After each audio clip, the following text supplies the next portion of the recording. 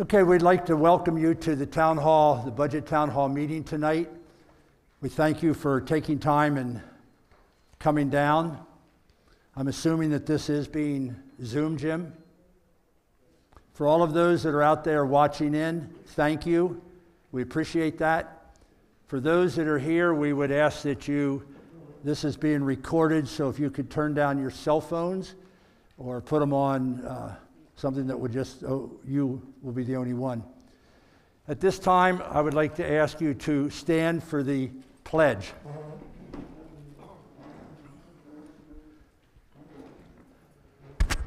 I pledge allegiance to the flag of the United States of America and to the republic for it stands, one nation, under God, indivisible, with liberty and justice for all. Thank you.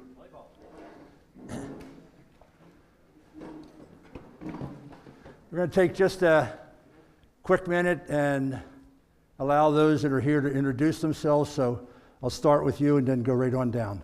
Hi, I'm Mary Ellen Glantz. Wendell Jackson. Shirley Burley. Jim Nash, Treasurer and Board Member. Chuck Gordon. Jerry Stein. Bob Miller. Walt Bowman, President and Board Member.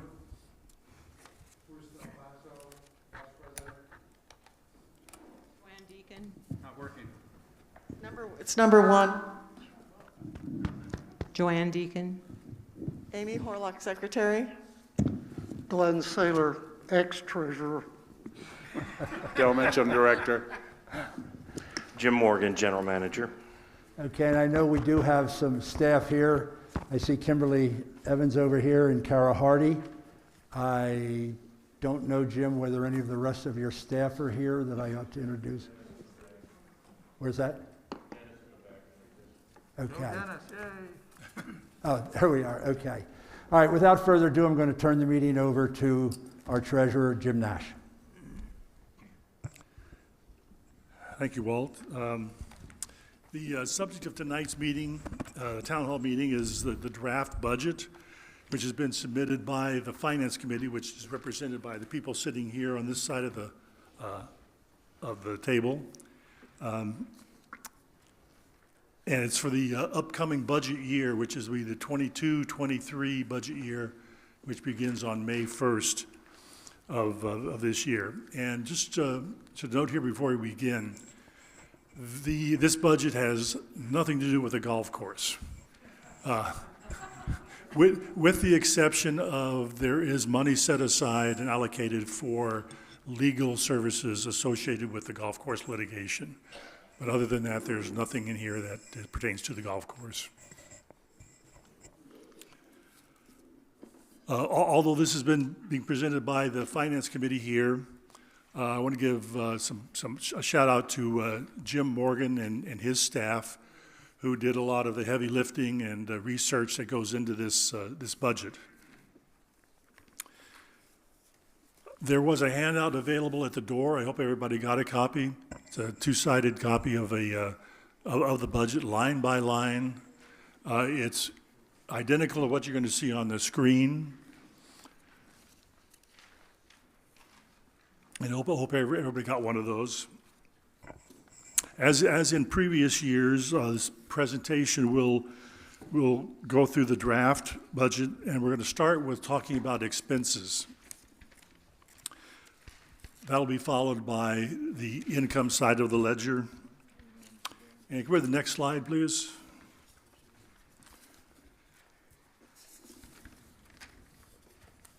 On the screen, as well as at the handout that you have, you will see each budget line item on the left-hand side of the chart, and there's 4 columns to the right. And from right to left, that far right column is the actual cost for that particular category back in 2021 budget year, which was the COVID year. The second column is the current budget year we're in right now, the 21-22 budget year. The third column, the one in blue, is the proposed budget for the coming year. And then the fourth column is the increase and or decrease from this year to next year. We have over 100 different line items in the budget. In the interest of time, we're not going to stop and talk about each one of those, but we will be addressing those items which there was an increase over this year or a proposed decrease in budgeting.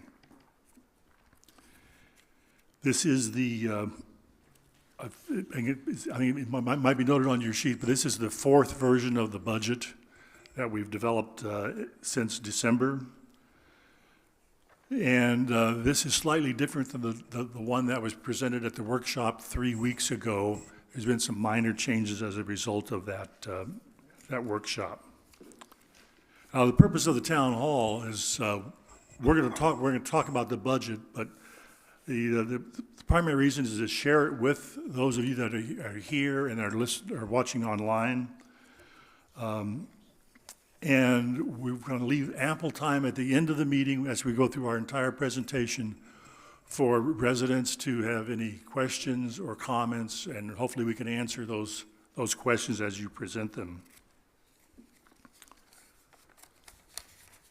The actual adoption of the budget is scheduled for February 17th, which is a regular meeting of the board. Between now and then, there may be some changes that come out of this particular town hall and further discussions between the Finance Committee and the board. But keep that in mind that's when the actual budget final version will be considered. Having said all that, a brief introduction, we'll begin with a review of the projected expenses for the coming year. First of all, we've got the, and again, we'll just go through the ones that in that fourth column have either a positive or a negative. And the ones that have a zero, where there is no increase, we're going to not discuss those. First item is bad debt. We have an increase of approximately exactly $2,000 recommended. This is for write-offs of unpaid assessments that are uncollectible. And staff has recommended that this increase be adopted for this coming year. Next line is EPC, which is the Emergency Preparedness Committee. We're reducing their budget by $2,000, primarily based on the expense history over the past few years. We feel that $2,000 in that category would be sufficient based on the past expenses, and based on the fact that we've had no expenses through this current year. The next one is the Access Control and Safety Committee. We're recommending that this line item be totally deleted from the budget based on the fact that there has been no expenses from this line item for the past few years. And if there is any minor expense that may come up from that committee, that will be handled out of the general committee line item, which is number 5027.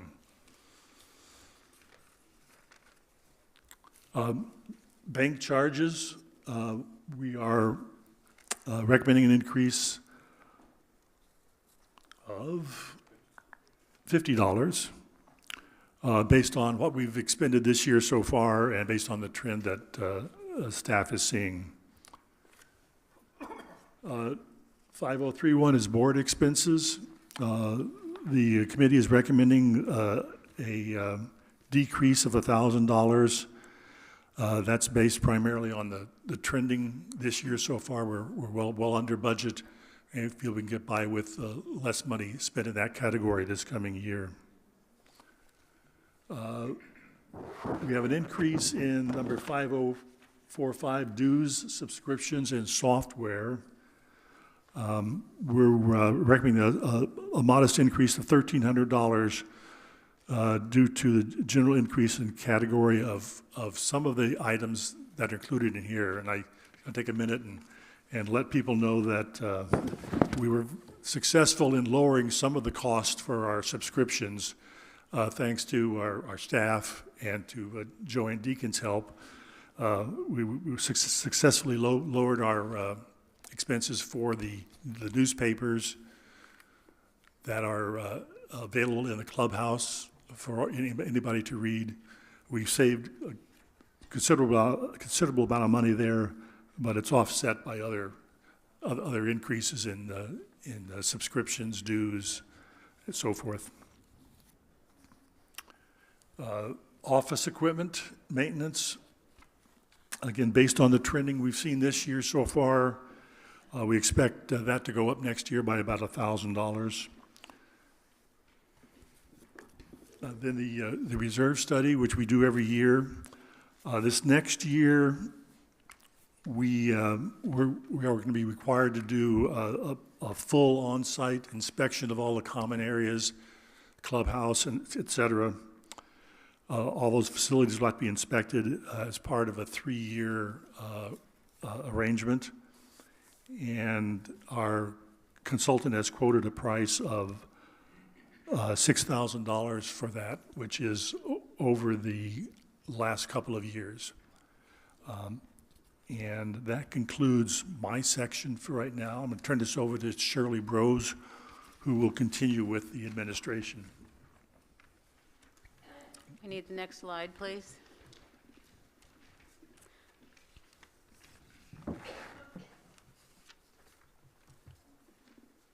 All right, line 45, the 5,300 account, which is salaries and benefits, is really 2 parts increase from this year's budget. As we opened the clubhouse facility, there were 3 open maintenance positions.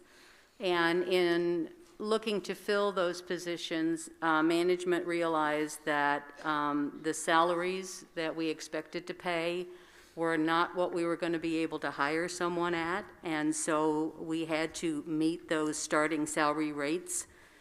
And when they did, the starting salary rates for those brand new employees were actually higher than employees that had been on our staff for a considerable amount of time, and they needed to be adjusted as well. And so if they had adjusted that portion of this year's budget, it would have moved from $945,000 to $970,000.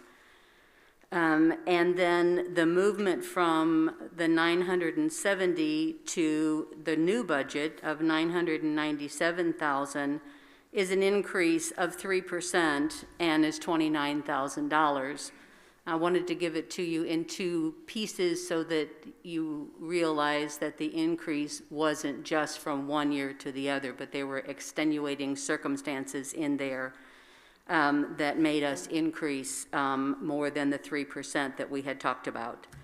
The next line, 46, 5,400 is insurance premiums. And we've been advised by insurance carriers that we will see an increase because of earthquake insurance and because of the umbrella packages that the policies that we have to carry.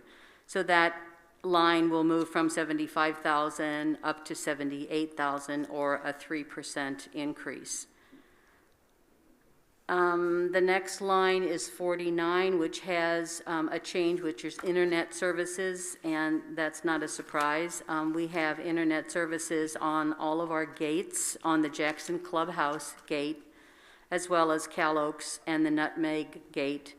And then we have also not only Frontier for all of those, we have Frontier in the Clubhouse building as well as Spectrum.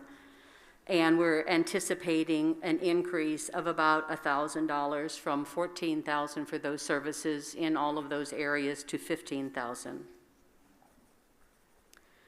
Line 50, 6,300 is permits and licenses, and those cover such things as motion picture license, the one-day liquor license, the kitchen health permit, pool and spa health, and we are recommending that that line moves from 3,500 up to 4,000, or a $500 increase, because those licensures are increasing.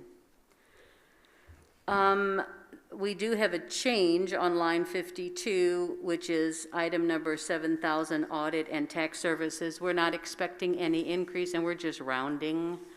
Budgets are typically very rounded numbers, and we have this wonderful $10 in there, so we took it off. So it is staying approximately the same. The next line item, number 53, is 7020, legal services general. And those are legal services that are not for collections, which we're going to talk about in a little while, and not for a lawsuit, which we're going to talk about in a little while. Those are just general lawsuits. And we have seen an increase and anticipate even more. We're running very far ahead of budget at our current running rate for this year, and so we anticipate that the budget will move from 60,000 to 70,000, or a 10% increase. And I think Jim Nash is going to say a word or two about that. Thank you, Shirley. Yeah, I want to add a couple of comments about this particular line item. That's being increased $10,000. As of December 31st last year, we have spent more than $24,000 over budget in this category. And we still have 4 months to go before the end of the fiscal year. So that's only going to go up. Anytime I see as treasurer a category where we're going well over budget, I need to know why and what's causing that. As treasurer, I also review and sign off on all invoices that are received by the association. So I took the opportunity to go back and revisit some of the past invoices just to find my own peace of mind, to find out what's happening. And I realized in doing that most of those charges and additional charges in that $24,000 range are a direct result of colony residents who constantly challenge the legality of how the association conducts its business, the challenging rules, and also challenging a lot of the information that we disseminate as an association. A lot of times this is done through the threat of litigation. I personally find it very frustrating to be spending homeowner association funds in this way, and I trust everybody does. I hope this is not a trend that was going to continue into the future. As we mentioned, as Shirley just mentioned, we have increased that category by $10,000, and hope that's going to be sufficient. And so we want to make sure we're covered, but yeah, this hopefully is not going to continue much longer. Back to Shirley. Thank you. Okay, thank you, Jim. Line 54, 7025 is for lawsuits collections, and we are anticipating that this needs to be moved from $10,000 in the current budget to $15,000 next year. And we are recommending this increase because of increases in the amount of counts that are sent for collection rather than going to legal. If they go to collection, it's a non-judicial foreclosure or a non-judicial proceeding, but we have to pay for that service. We used to use Epstein and Neal for those services, APC for those services. They don't provide those services any longer, so we've gone to another law firm for collection services. And we now use Witkin and Neal, and they are aggressive, and our board wants to reduce the amount of outstanding unpaid debts to this association, and so they are approving aggressive movements, and when you use their service, you have to pay for it. So that's why that's going up. The next line item is 557035, and that's legal services for lawsuits.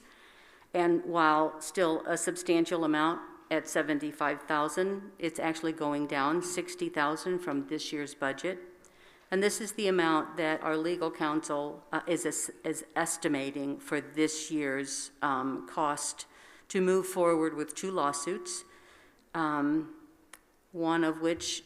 both of which are against Majestic Asset Management, AKA the golf course. But they are enforcement of the original judgment, and then there is a action to void a trust deed, and we have had much information disseminated to us as homeowners about those lawsuits.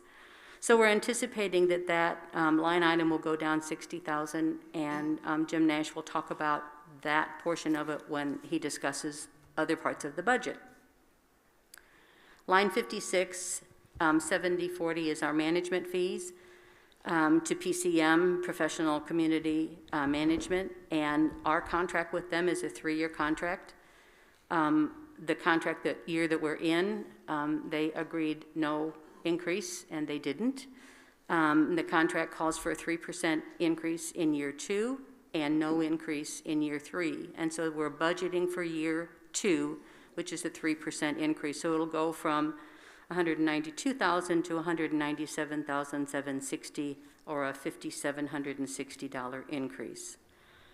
The next line item with the change is line 58, 7005, which is consulting services, and it is actually going down from this year's budget of $30,000 to next year's budget of $20,000, and we are trending under our budget for the running rate for the year. We use this consulting services for volunteers providing audio and video production support at our board meetings and other activities and events. And we had some money in this year's budget for other professional construction project management, which we will not be using next year, so that budget item got to be lowered. We didn't change the election services cost. It's $7,500, but I would like to say that we haven't always had election services, but the law has changed, and we cannot do it on a voluntary basis. We have to have an outside service to come in and handle our elections each year for us. So it didn't change, but I want you all to know why that's in the budget. So our total administrative cost, while 30% of the budget at $1,663,000 is only an $11,000 increase over last year's administrative cost. So that concludes that portion of the budget.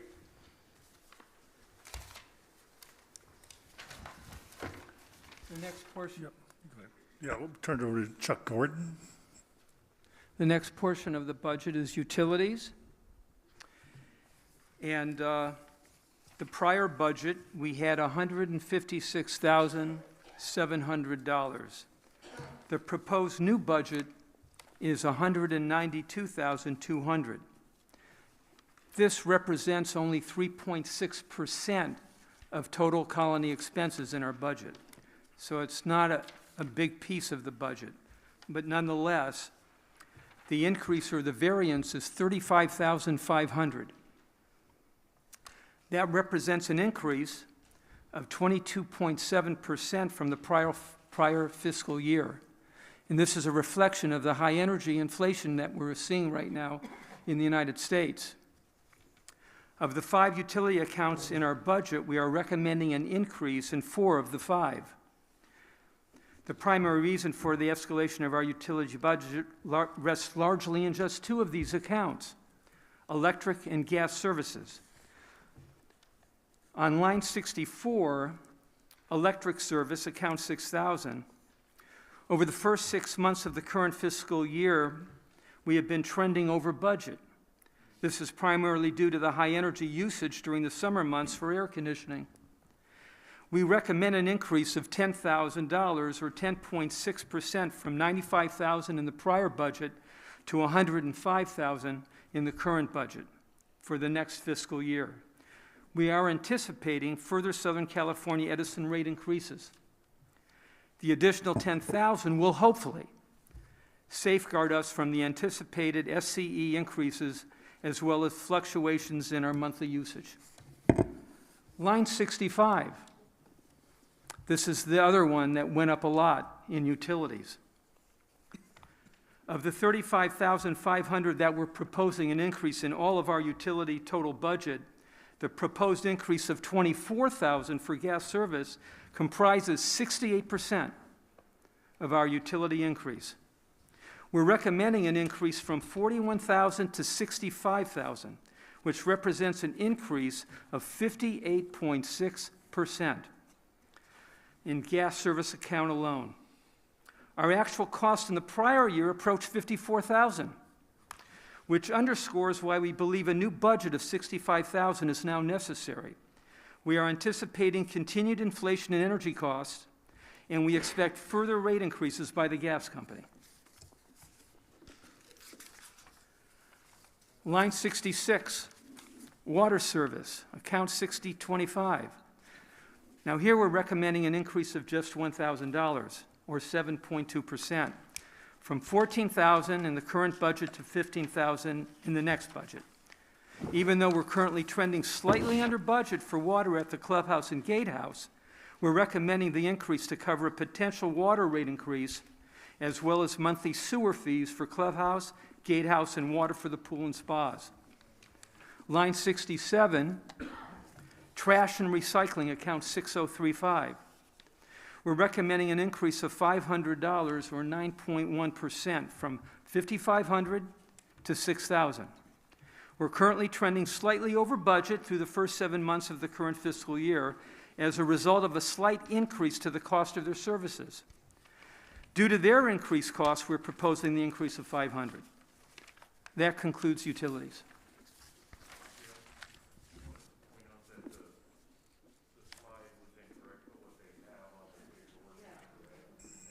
Yeah, I can point. They put the budget where the variance is. Oh, I see. Yeah, the variance is really $35,500. The $192,000 that you're seeing in your column under variance is really our budget. So what you have in that long is correct. Those are the correct numbers. So, What you have is correct. Yeah, those are correct, what you have. Yes. Jim, is that slide the only one that's incorrect? To my knowledge, Okay, I didn't review those particular. That one's okay. okay. That one's all right. Thank you. Let's go to Bob Miller to discuss landscaping. Can I ask a question? Sure. The question, I think, is of Jim Morgan. I thought at one time we were looking at a system that would turn off the heat when we closed the clubhouse and turn it back on in the morning. Do we have that? No, we do not have that right now. That when we,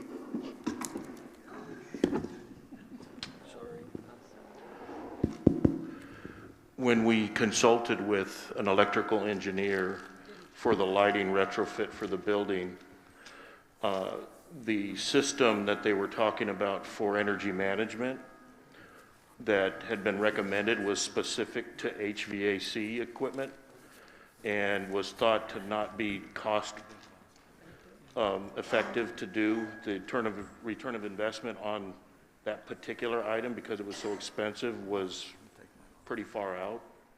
So it was not in the specifications that we put together for the retrofit. It does not include an energy management system, no.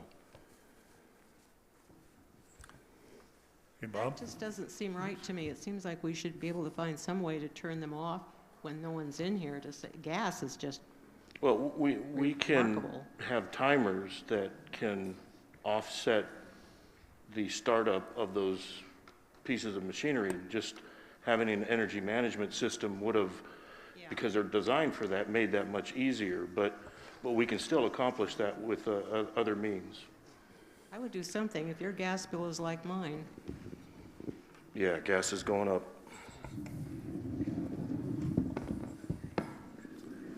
All right, Bob? Am I good? Can you hear me? All right. All right. I have landscaping, and landscaping is a major expense to the colony. Right now, it's around 31 or 32%, if you look at the bottom line, from our expenses to what we're paying for landscaping. We have a lot of increases here, but these are driven by, one is the rates are going up, and also we have a contract. Water is the first one on line 73, code 6100. We have budgeted, if you see the budget last year, was $367,904. That was drastically under budgeted. We were hoping that the drought would vanish, and it has not. So we are now paying the price for that. We are having to increase to, we're running around $420,000 if you look at the projected amount that we're paying on our budget amount and expenses.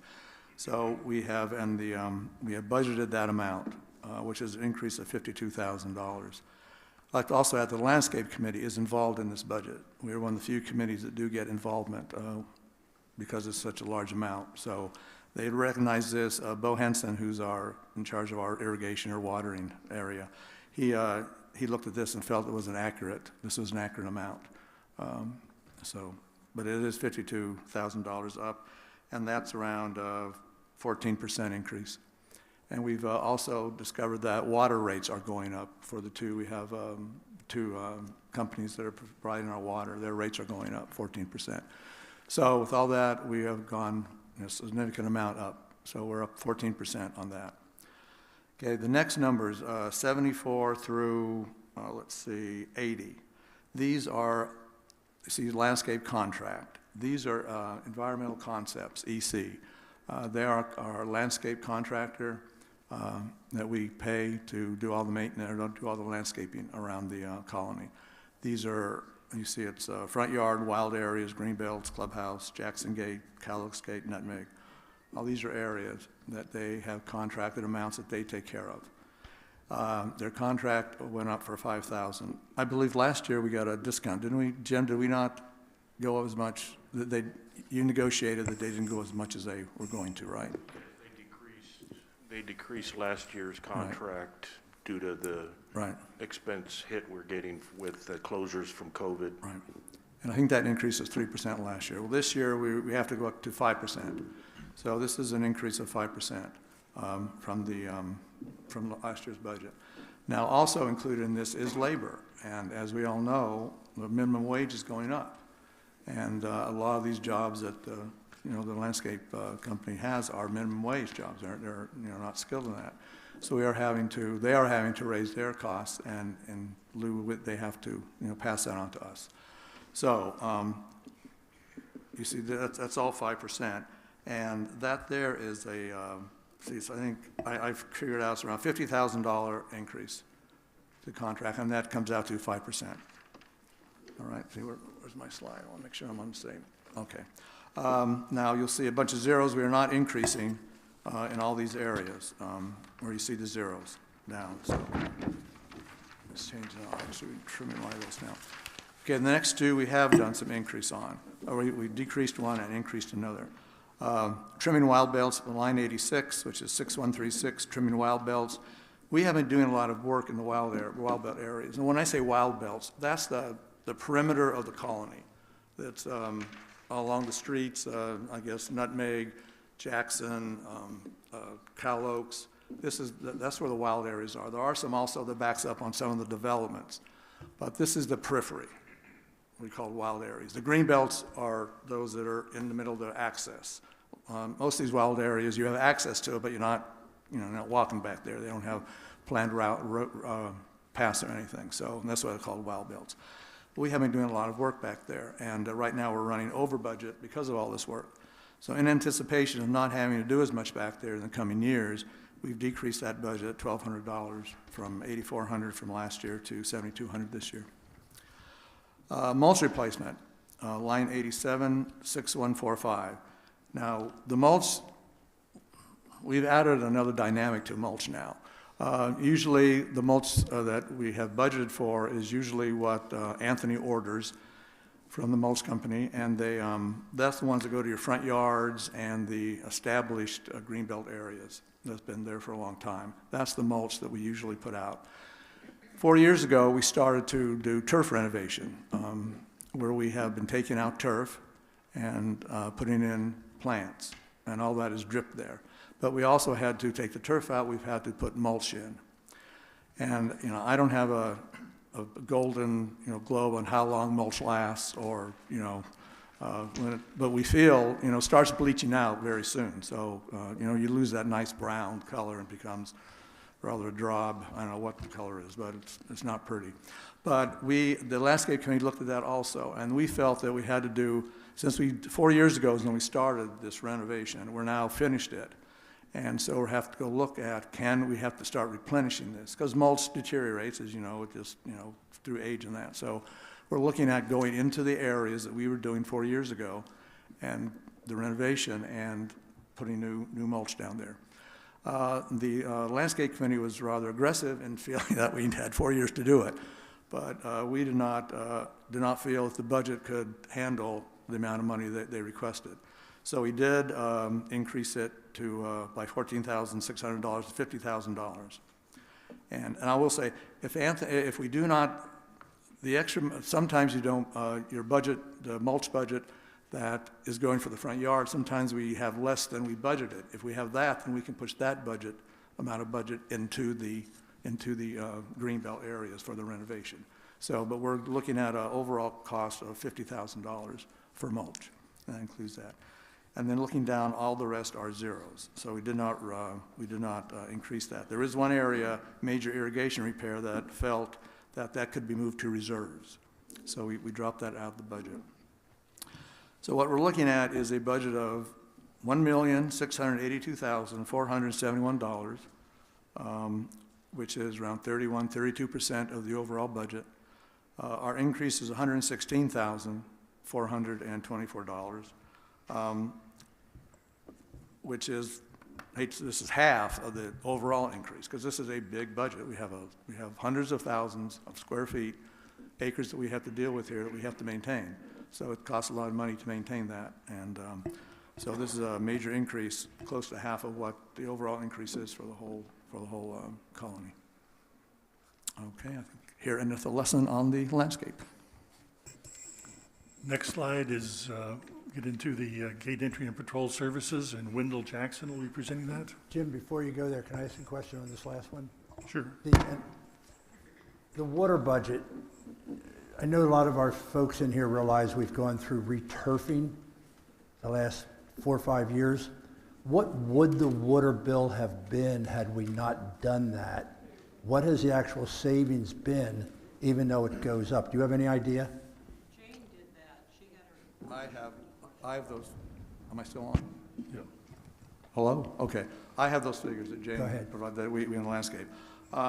Basically, looking at and we started keeping track of this in 2008.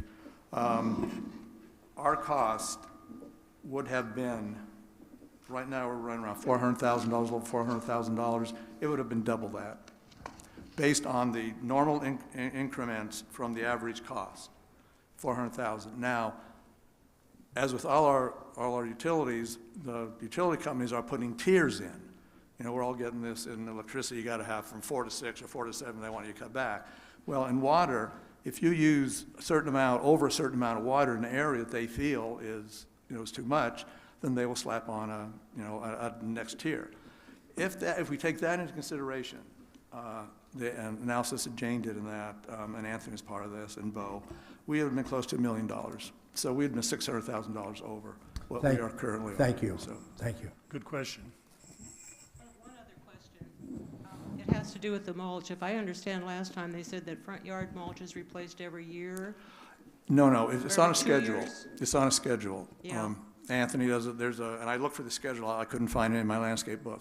But I believe there is a rotation that every couple of years. It's not, I haven't had mulch in my front yard in a couple of years. So, but it is on a rotation, but it's not every year, no. And I think on the slopes and the new areas, it would be, they said 4 years at the last budget meeting. Well, it's kind of. They don't do the whole thing in one No. swap. When we looked at it, actually our budget, we proposed was $50,000 a year over the next 4 years to not renovate, but to remulch the areas and the ones that we had done the renovation. So, no, that was our schedule. Now, I know we didn't feel the budget could handle that, so we have to, relook at that. So what they're asking for mulch this year is to do part of the wild areas and so the areas that have been redone. So next year it would be they'll continue that on every year? Yeah, I wouldn't use wild areas. I don't believe. No, not wild, the areas that Green we belt, took out the the greenways, grass. yeah, the turf renovation, yes. Right, okay.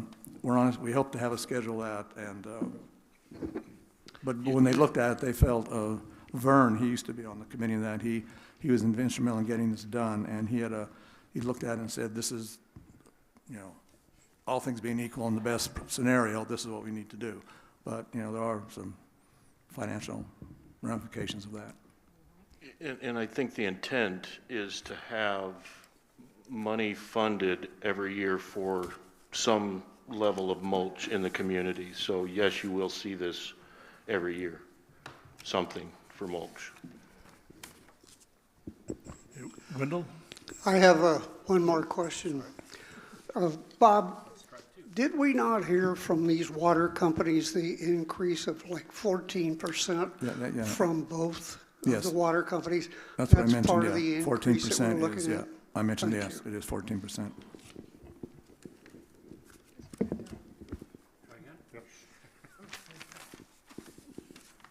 Okay, gate entry and patrol service. The largest part of the patrol service obviously is the wages, and if you'll look at your paperwork, you'll see that the wages went up 8.5%. Now, you need to read the fine print because last year, Nordic agreed to help us and only increased their payroll their income by 2.5%. So this is up to 8.5% now, but that's to make up for what they did not charge last year. So that's going to cause an increase of about $50,000 to our budget. Secondly, then we have the vehicle gate repair, and vehicle gate repair is for the damage that people do that are tailgating or running through, however they want to get into the colony. And most of those we are able to catch via the cameras, and Kenny does a heck of a job running them down. But we still need to decrease it, though, because of his great work.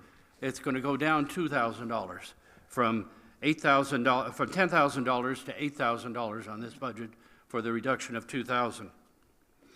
And then the last area that I'll talk about on that is the maintenance of those gates, the preventative maintenance to keep them running when they break down, to have the crew come out and fix them.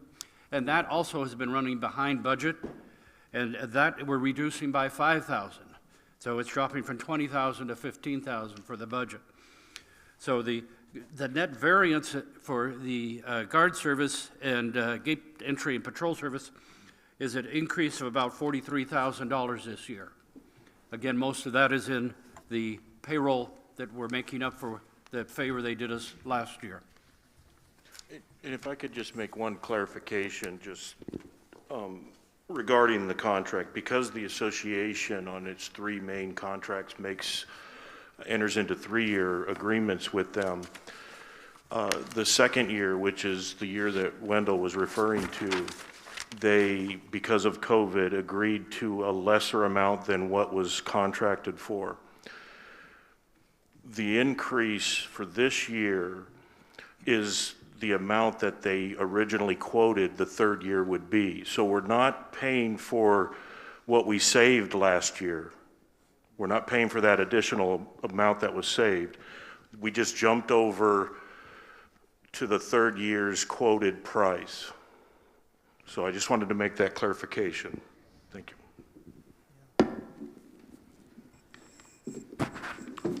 Next slide, we have Jerry Stein in the repair and maintenance category. Yes, the first line item is 109, fire prevention equipment. And this covers the monitoring and inspection of the fire safety equipment that's located in various association facilities. And the provider has informed us that there's going to be a slight increase to cover inflation. And then in addition to the normal monthly monitoring and annual tests and inspections, we've added another semi-annual test of the system. And we've also allowed for a budget of additional sprinkler replacements. And so the last year in the budget, it was $2,750. We're suggesting an increase of $250 to $3,000, and that equals a 9% increase. Line 110, HVAC services, that's a neutral, so there's nothing to discuss there, kept at $12,000. Line 111, pest control, covers the services to the clubhouse and gatehouse facilities as well as the surrounding grounds for insects. And we're currently a little over budget, and it's due to the increase in the service contract we have. So we're suggesting a modest increase of $300 from $1,500 to $1,800. Percentage-wise, it's 20%, but dollar-wise, it's not very much. Next line, 112, general repair and maintenance. This covers the preventative maintenance and repair of various pieces of equipment, furniture, et cetera, in the clubhouse. Also covers the surrounding grounds, common areas that are not related to landscaping. It also covers the quarterly cleaning of the carpeting we have, atrium window cleaning 4 times a year on the outside, 2 times a year on the inside. And it covers repairs to the automatic door systems that we have in 2 locations. And we're suggesting an increase from $18,550. No, excuse me, wrong line. The lighting isn't very well down here. We're suggesting an increase from $32,800 to $35,000, which is a $2,200 increase, and percentage-wise at 6.7%. Oh, that's very good. Let there be light. Okay, line 113, pest control for rodents, squirrels, and bee removals. It obviously covers the rodents and pest control in the common areas throughout the community. Our contract is going to be going up slightly. This also covers 6 landscape bee removals a year, as well as 1 bee structure, which I guess is a hive, also. And there's an increase in the cost from the provider. Last year it was $18,550. This year we're proposing $19,000, which is a $450 increase, representing 2.4%. And finally, line 114, termites. This covers the cost of the termite prevention, inspection of the association facilities. Again, the providers notified us there's going to be an increase. Last year it was $3,300. This year we're suggesting a $200 increase to $3,500, which amounts to a 6% increase for this line item.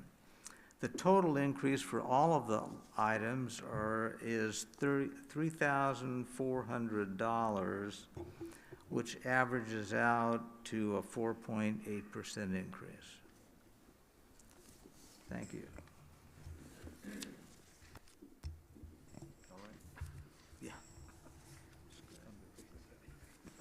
Okay, Chuck? Thank you. The next one is Clubhouse operations, lines 117 through 131.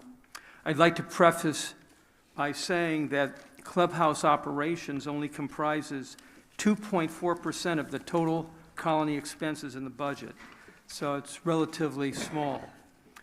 The current budget for Clubhouse operations is $116,350. We're proposing that the new budget be $126,572. This represents an increase of $10,222, or 8.8% over the prior fiscal year. The Clubhouse operations has 12 accounts. Of the 12 accounts, there were 8 that are going to reflect an increase in the current budget. One account, however, will have a very modest decrease. And if you turn to line 119, furniture and equipment, that's the account.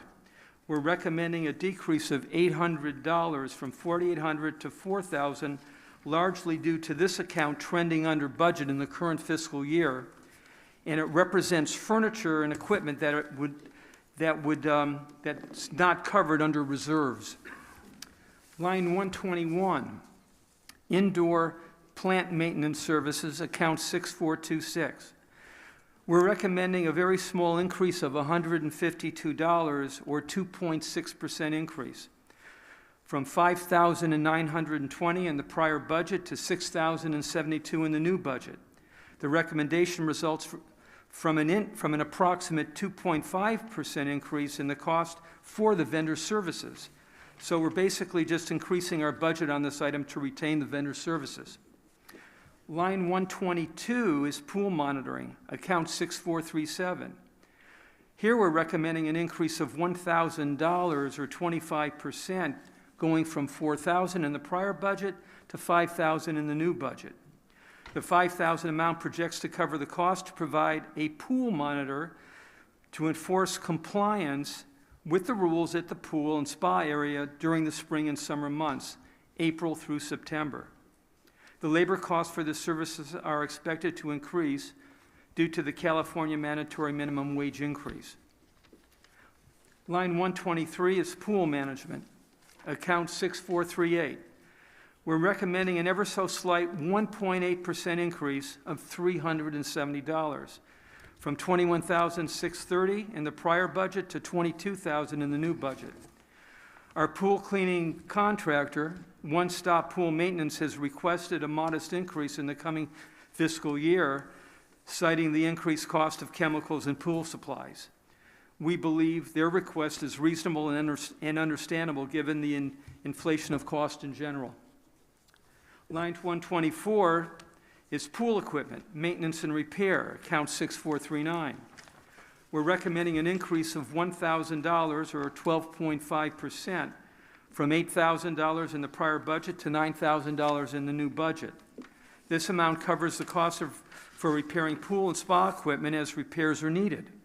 We are recommending increasing this line in order to cover any additional costs that might arise during the next fiscal year as it relates to the association's pool and spa equipment. These repairs can be quite costly. Line 126 is coffee supplies in the clubhouse, account 6527. We're recommending an increase of $500, or 5.6%, from $9,000 to $9,500. This line covers the cost of coffee and coffee supplies for the clubhouse, currently trending under budget through December. With the trend of costs rising, however, in most commercial products due to inflation, we're recommending an increase of $500 for the next fiscal year. Line 127 is fitness equipment and maintenance and repair, account 6570. We're recommending an increase of $2,000, or 50%, from $4,000 to $6,000 in the new budget. This amount covers quarterly preventive maintenance at $750 annually. It also covers any repairs needed for the equipment. As the equipment continues to be used and age, the likelihood of breakdown and need for repair increases. We're currently trending well over budget through the first 7 months of the fiscal year. This is due to a few expensive treadmill repairs. We also have several units of equipment with computerized electronics, and the cost for repair of those components can be quite costly. Accordingly, we believe the $2,000 increase is necessary and warranted. Line 128, janitorial supplies and maintenance, account 6635. We're recommending an increase of $5,000 or 20%, from $25,000 in the prior budget to $30,000 in the new budget. This line covers all of the ongoing cleaning supplies and paper goods for the clubhouse facilities, the annex, and the gatehouse. We're currently trending over budget primarily due to the increasing cost of disinfecting and other cleaning supplies and materials, including paper goods and chemicals. The $5,000 increase reflects the expected continual inflation of costs for these materials and supplies. Line 129 is pool supplies, account 6700. We're recommending an increase of $1,000 or 50%, from $2,000 to $3,000. This line covers the cost and replacement of miscellaneous pool supplies, such as pool signs, thermometers, brushes, nets, etc. It does not cover chemicals, which are covered under pool maintenance and under the pool maintenance contract. We are currently trending substantially over budget. Therefore, we believe the additional $1,000 is a reasonable increase. That concludes clubhouse operations. Yes. I know it's a small deal, but the pool monitoring, Yes. I see you got I get it, you got the increase because of the minimum wage and stuff, but it's a 25% increase as opposed, I know minimum wage didn't go up 25%. I'm just trying to reconcile that number. Well, we believe that the pool monitor will there'll be more usage of the pool monitor. Okay. All right. Right now that we're out of the COVID, getting out of COVID. Oh, I see. Okay. Yeah, that makes sense. Yeah, and it also correlates with the security contract and the increases that are imposed through their contract. So it's a little different than what would normally be. Next slide. And we'll go to Shirley for the Income taxes. for the taxes. Thank you, Jim. Line 137, GL code 9000 is federal income tax, and yes, we do pay federal income tax. We are a homeowners association, and we collect homeowners fees, and we do not pay income tax on that portion of the revenue. We do pay federal and California state tax on something that is not related to what we do as a homeowners association, one of which is the rental income that we get from the salon, and another is interest that we receive from our fund balances, which are in the bank accounts. Those we have to pay income taxes on. This line is a decrease of $15,000 for the new budget. The budget for last year was a normative amount, but we paid more taxes the year before, and so when they did the income taxes, last summer we had an overpayment of about $12,000, $12,800, and so what we will owe has already, part of which has already been paid. That was left with the IRS, and they'll apply it to the new year. We also anticipate that we will not have the interest income, as you all probably realize at your own house, that we have been blessed with in prior years. Most of that is with the reserve fund balance, and so we anticipate a lower amount of taxable revenue plus income taxes that have been paid in and are left with the IRS and California state, allow us to reduce those budgets, the income tax, federal income tax by $15,000 and California state by $5,000. We had a $4,200 overpayment in state tax. Same applies to the state as the federal. And And then the property real estate tax we anticipate will go down because we've applied for an exemption on the common ground that's at Avenida Florita and the Colony. So we anticipate that we will get approval on that exemption and that our real estate taxes will be less in the new year than they were in the current. So altogether, the taxes move from last year's budget of $36,100 down to $15,700, or a reduction of $20,400.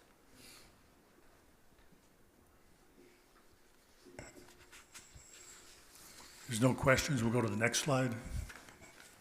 So the last funding category on the budget, which is the reserves.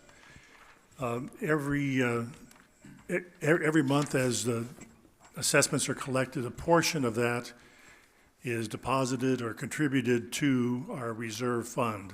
Those funds are intended for replacement, repair of all our common area and major facilities that we have over the years.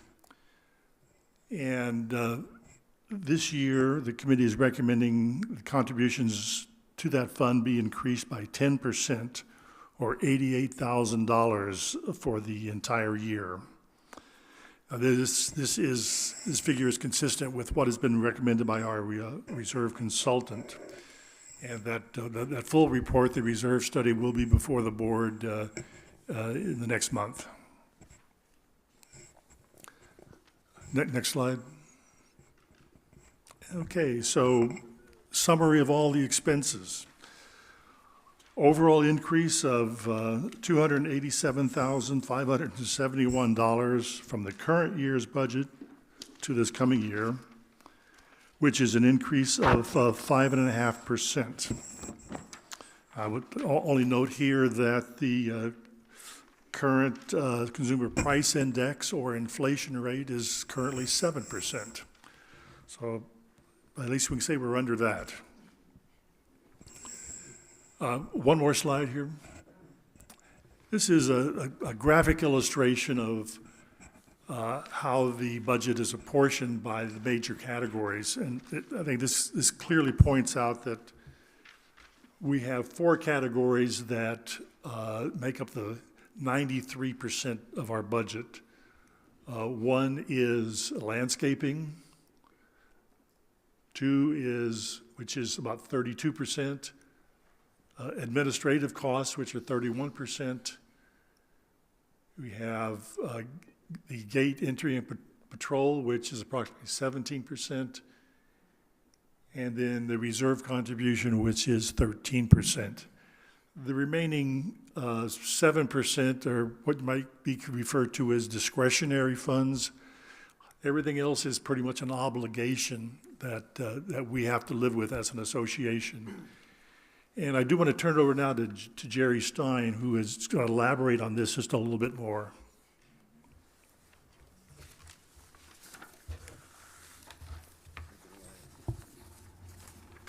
Next slide. No, I'm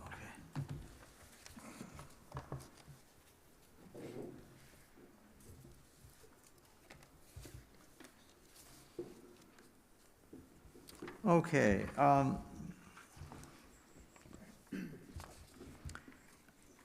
I was curious over the last year or so about our budget, and as you've seen on the chart that Jim was explaining, most of our budget goes to a few categories. From time to time, we hear about, or I've heard, not just since I've been on this committee, but over the years, that people comment about, well, we ought not to do this, we could save this amount of money or that amount of money. So I was curious as to what in my opinion, was true discretionary spending in our budget. And so I just put together this brief little summary. You can see it out, up on the slide. And these are the categories that I personally concluded were discretionary budget items. people may disagree, but I think this covers most of them. For example, number one, our annual committee appreciation luncheon, the budget amount for that is $5,000. Holiday decorations, both interior and exterior, are $10,150 a year. Newspaper subscriptions we just talked about, Union Tribune, Wall Street, Press Enterprise, are still around $1,600 a year. Indoor plant maintenance in the clubhouse is $6,000 and change. Clubhouse number 5, supplies, coffee, condiments, hot chocolate, popcorn, batteries, miscellaneous pantry items, and items that are not janitorial supply for the clubhouse are about $12,000. Coffee for the clubhouse that you just heard, $9,500 a year. Certain sponsored events such as pay-per-view sporting events, annual electronic pickup service, the shredding service that is provided to the homeowners, piano tuning, food and supplies for the open session board meetings as well as the annual meeting, $10,000. And finally, staff uniforms for the maintenance and property services departments are $5,000. The grand total of all that is $59,322. And then at the bottom of the slide, I broke it down on an annual and monthly basis. Annually, all of these expenses cost the individual homeowner $37.40. Per month, it costs the homeowner about $3.12. And these discretionary items in relation to our entire budget comprise 1.1%, leaving about 98.9% of our budget to what I refer to as fixed expenses. I just put this together for my own information, and I just wanted to impart this to all of you as well. Thank you, Jerry. And I think this points out, some of the things that we do have some flexibility with. And I think the Finance Committee feels that modifying any of these particular categories is really not our function. It would be a function of the board if it chose to modify any of these categories because they are discretionary.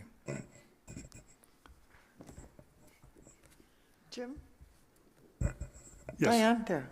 Jim, will you just reiterate the numbers that it's, am I correct? It's $19,000 to save $1. $19,200 in savings will reduce homeowners' dues by $1. Thank you. Any questions on that before we continue? If not, we can go to the next slide. Now we've talked about all the expenses that we're looking at for this next year. At this point, we want to look at the income side of the budget. What the Finance Committee has submitted is a balanced budget, which means we need sufficient income to completely offset all the expenses, or also referred to as a zero-based budget. Now, the primary source of our income is homeowner assessments, which constitutes 99.5% of our total income. This budget that's being presented proposes an increase of $285,480 in homeowner assessments. That's line 4. This amounts to an increase of $15 per homeowner per month. So this would increase the individual homeowner assessment from the current rate of $255 a month to $270 a month, or an increase of 5.9%. Now, in addition to the homeowner assessment income, we do have miscellaneous income, various categories, which I'll go through briefly because they only make up 0.5% of our income. First of all, the golf course activity. We historically have, we have an agreement with the golf course historically to collect money for the use of our gate and use of the streets. Currently, the golf course is approximately $17,000 behind in those payments. This year, coming up, we don't expect to have any income from that source, so we've zeroed that out. So we've lost potentially $6,000 in income, but that's income we haven't had it for the last couple of years. Move-in and move-out fees. This is also referred to as the orientation fee. Because of the number of sales this year, our figures are up for this category.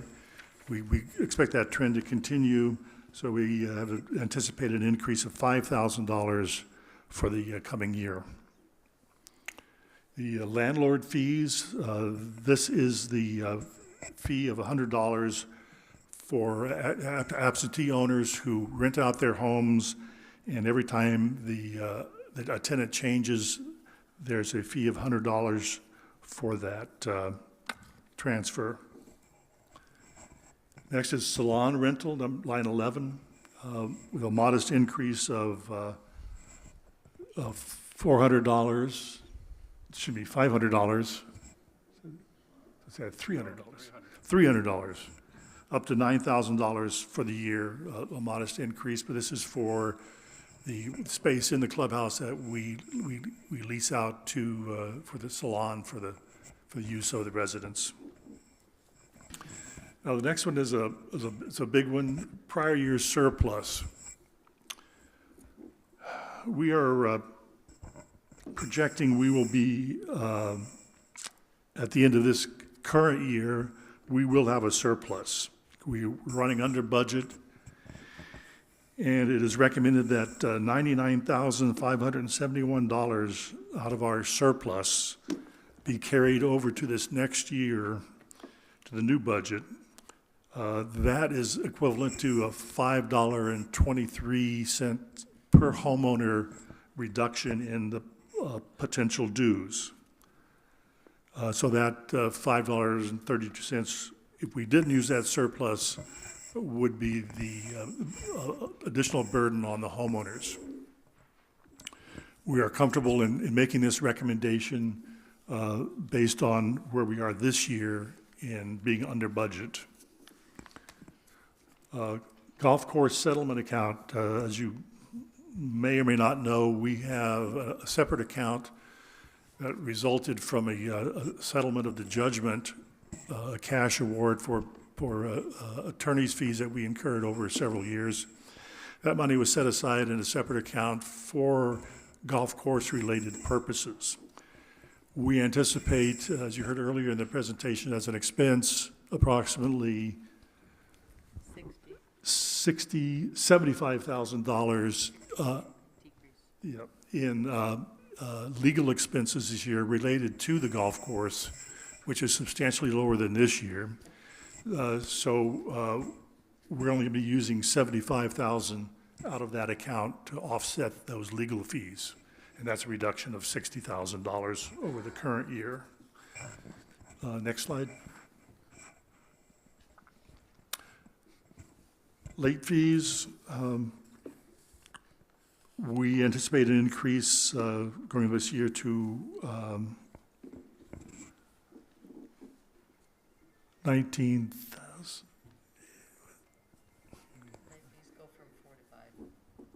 4 to 5,000, excuse me. 4 to 5,000. So an increase of 1% based on the trend so far this year.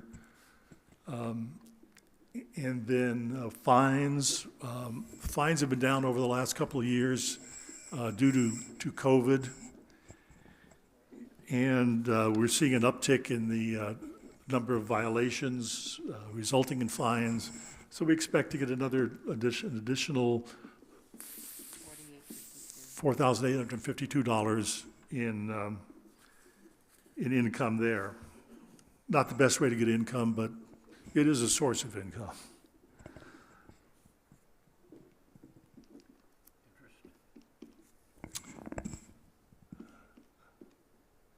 Interest earned in reserves,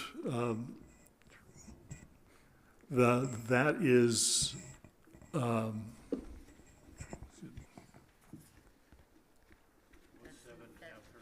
That's not the reserves, that's the operating portion.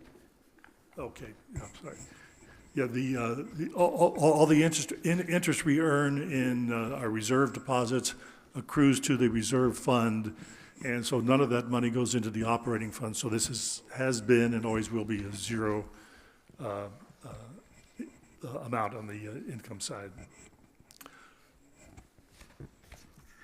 the operating portion of it went down from 7 to 3,500. Thank you.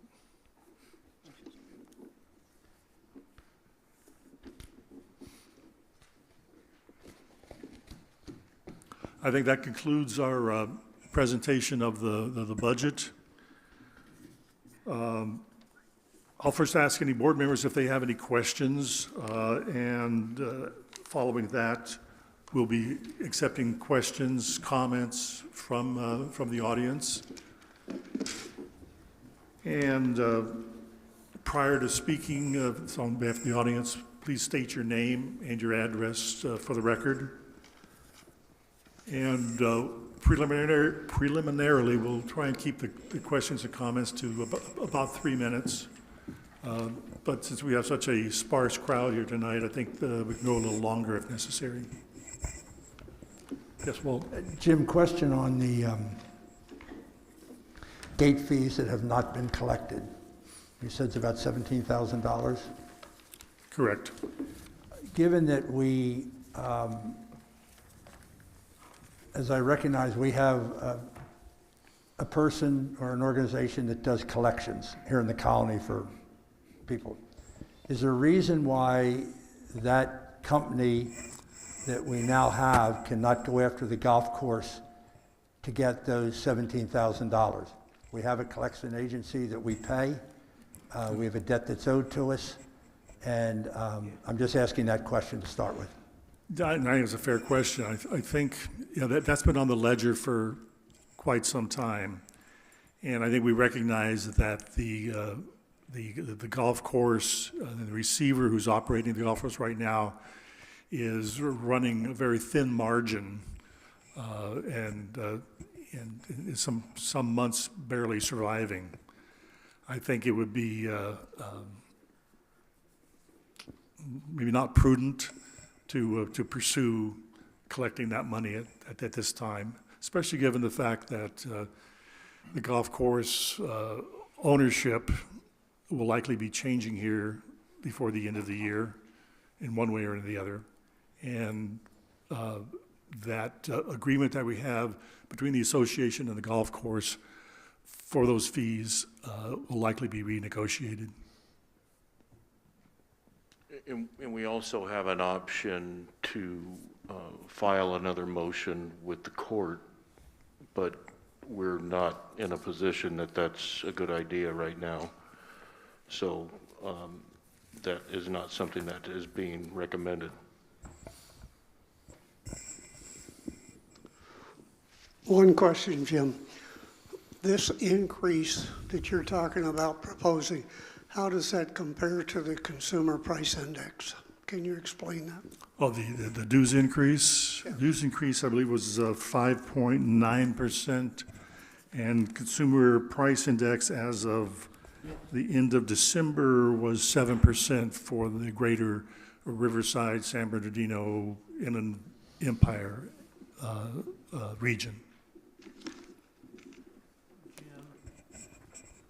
Well, maybe you have an update? Yeah. this on? Get a little closer. How's that? Okay. The latest CPI, Consumer Price Index, published was for the month ending December of 2021. We don't have January's yet because January's is scheduled to be published the 10th of this month. They run about 2.5 to 3 weeks behind. As of December 31 of last year, for this greater area that we're in, the local area, under the All Urban Consumers Index, it was 7.9%, and under the Urban Wage Earners and Clerical Workers Index, depending upon which one companies want to use, it's 8.1%, so the average is actually 8%. Thank you.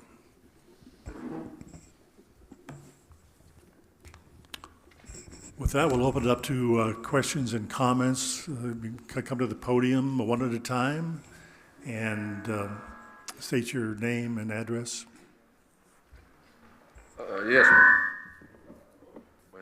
My name is Darrell Hanson. I live at 39994 Via Xanthi. I make these comments more for trying to put the whole thing in perspective for all homeowners. Now, I have been a board member in the past almost 6 years. I was president for 3.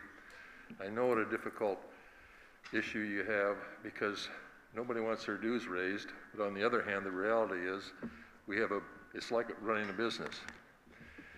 And I listened to all of the comments on the changes, and it is not a perfect science. We have to take your word for some of it.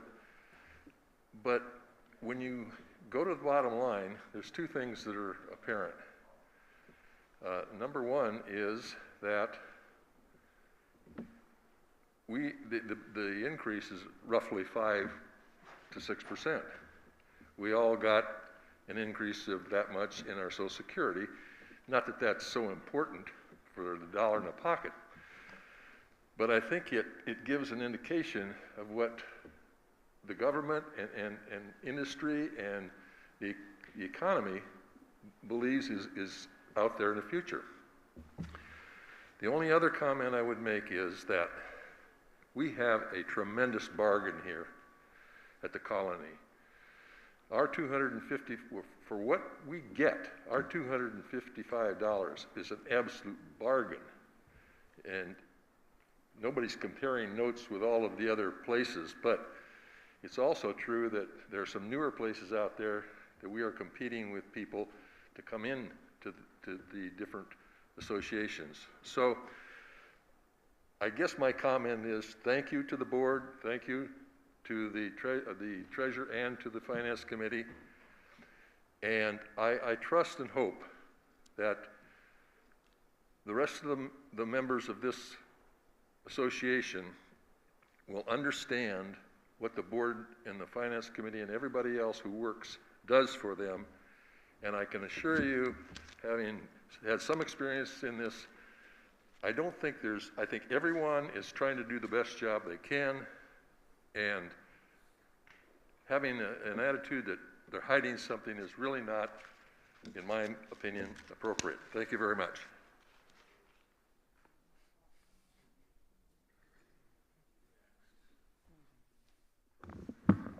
Hello, thank you for being here, board. Appreciate the job you're doing. My name is Phil Lakem. I'm at 40296 Corte Peralta. In regards to the landscaping company, is that a year-to-year contract? 3 years? Okay, what year are we in now, sir? We're in year 3, so it can be renegotiated. When it is renegotiated, do we go to outside bids? Okay. Then on the other one, with the HOA fee increase, we're going to be over budget roughly $288,000 is what I gather. how much revenue is that $15 extra a month going to bring in monthly?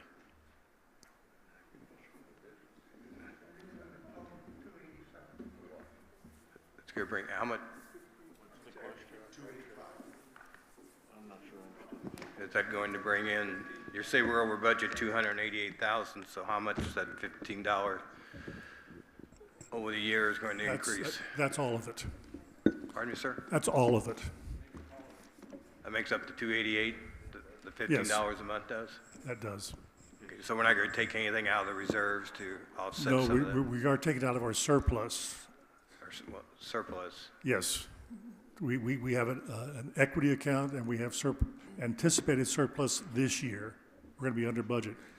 Taking some of those funds and carrying them over to next year to really essentially subsidize the homeowner assessments by the tune of $5.23. So if we didn't do that, the dues would be going up to $20, or going up $20. Another thing, I know there's been talk about how we took all the grass out in the back and all these fingers or these other places in the colony. What about in our front yard? All these new homes and developments are going desert front yard. So that would, to me, save a lot of money from watering and people mowing yard and things like that. Yeah, Is that something that's a fair question. I'll refer that to either Glenn or to Bob Miller. I could just comment on what Or Jim. what the discussions have been in the past. As the plan was put together, when the board and the landscape committee had first conceived the idea of, first it was what they called a long-range landscape renovation project, which was not primarily focused on the reduction of turf. It was the rebates that were available that drove the turf as the primary issue, and the accelerated increase in the cost of water. right, 400,000 we got? Yeah, at that time, the board focused on the common areas, and they wanted to leave, when it made the decision that turf was going to be the primary elimination in the community, in the common areas, it was decided at that time that they did not want to affect the front yards, because that is your little sanctuary, it's your property, and it just seemed like that would have gone too far, too quick. And so the decision was made to hold off on even contemplating that idea, but they would revisit it in the future. Now, that has not been determined at this point, and when the board and the committee have discussions about that, and if that's a consideration, I would imagine they'll pursue all sorts of options that might reduce or eliminate or enhance the turf. But whatever it is, it's going to be for the best scenario for you as members. Yeah, it's something I like to see as you look at new communities being built. If, again, an option to look at how much money and do some, could we save on that if we eliminate the grass and or some issues like that, be able to help offset some of these costs. But that's all I got. Thank you very much. Appreciate it. I think there was one There was one suggestion, and I don't think it's gone anywhere yet, but in our front yards, in the flower beds, there are sprinklers. One of the things they could look at in the future is putting a drip system at least in the flower beds. So that, I know I've heard someone mention that, but that would save us water. Yes, currently we have one area that we're getting an estimate to see financially what that would cost to change from the water system to a drip system. We are looking at one area now. Primarily, I think we at one time determined it was going to be fairly expensive, but they've revisited that program, and you should know something in the next 30 to 60 days at one of the board meetings.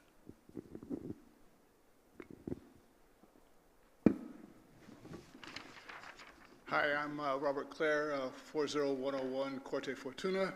I have two comments. One, thank you very much for this. This is much appreciated. One thing which would be very nice in the future, if you could add an extra column, because you have the actuals for 2021, it would be really nice to have on the same sheet of paper the budget for 2021, so that one could actually see in the most recent year where all of the numbers are available, what the budget was and what the actuals were. Because right now in the current year, we don't know what the actuals are yet. We just know what the budget is, and we know what the budget for next year is. But knowing how good we managed to get the budget to be actual in the most recent year where we have those numbers would be a great benefit, at least for those of us who are not on the Finance Committee and are trying to understand how well is this current budget going to match the expenditures. So that would be greatly appreciated. Second comment, water is one of our biggest expenses. If you walk through the colony when the sprinklers are going, you can't walk in the gutters because they're full of water. There's a lot of runoff. And I think that we should really look at how much we're overwatering the lawns, because it's really all the lawns in the front yards, how much we're overwatering, both in terms of spraying the cement as well as getting a lot of runoff from the yards. I know that the state is going to be coming down hard on people who overwater. And if you have runoff, you're going to start getting fines. And I don't know if that's going to apply to us or not. And I would not want to see, in addition to the big water bill, fines on top of that for overwatering. So I think that we should really take a look at how much we're watering our front yards to really cut back on the runoff. Thank you. Yep. Thank you for your comments, and those will be taken under consideration. Good evening. Gloria Broski, 24169 Via Primavera. I'd like to thank the Budget Committee. You guys put in a lot of hours, and thank the board. And I have my little list here as we were going along. There was a budget for $6,000 for committee costs. What does that involve, committee costs? I think from time to time, various committees have expenses that they incur. Like what? I'm just trying to think of architectural. What are you talking like running off paper, forms? Well, committee expenses. Yeah, it's, without being specific, I can't tell you what it was spent for this past year. Does the board know what it's spent for? Because I don't know what $6,000 was spent. I mean, Bob. There's a luncheon. But that's in another category. That's a separate category. That's a different category. No, but there's one for the committee luncheon is a different. It's a different one. That's a different one. On some of the committees, I know from time to time, they've had expenses like EPC. They have a budget, but sometimes there's an extraordinary expense that isn't covered in that budget. Yeah. I think that's kind of a placeholder. Okay. For things that might come up. Actually, the committees line, there are two committees that have specific dollars that are identified for their committees, and that's the EPC and the Communications Committee. Okay. The other line is general committees. Okay. So any request that's made for miscellaneous things, like like for instance, the Architectural Committee asked for badges and things like that, that might identify you out in the community, we would charge it to that committee's line. Oh, got it. Now, that committee's line, the primary expense in that $6,000 is that luncheon, that $5,000 luncheon, which is not the full cost of that luncheon, that appreciation luncheon. We get people to donate. We get some of our vendors to donate, including the management company donates towards that appreciation luncheon. So there are some costs that the association incurs for that, but that is the description of the expenses on that line. Okay. Second, you have a lawyer that's doing collections on late homeowner dues, is the homeowner then paying an extra fee to cover that lawyer's cost? I mean, is that? The intent is to collect from the delinquent owner. So everything that we use that firm to do when it comes to collections is tracked by that delinquent owner. There are times that the board is advised by the firm that the debt is uncollectible, and you end up having to incur the cost for those attorney work. Right. I'm just talking about, if you don't pay your car registration on time, there's a fee put onto that. Oh, yeah, There already is? Interest. Okay. There are penalties, all of that stuff compounds over and above the assessments that are owed. Okay. Yeah, absolutely. All right. Jim's a second. But one thing that I would caution you on is that you will never see that amount collected reduce the cost. The amount collected would go into the revenue line. Right, good. So you'll still see expenses that it takes for us to collect those. Okay. Two more. Mulch replacement. I know I've brought up in the past that there are homeowners that would like to pay for their own mulch. And I just feel there's a way that if we want to pay for our own mulch, it would help the community and it would help us. And there seems to be some way we could set it up where the mulch that you're using, we say, I want to pay for like 5 buckets full or something, and I put my own out and I pay it.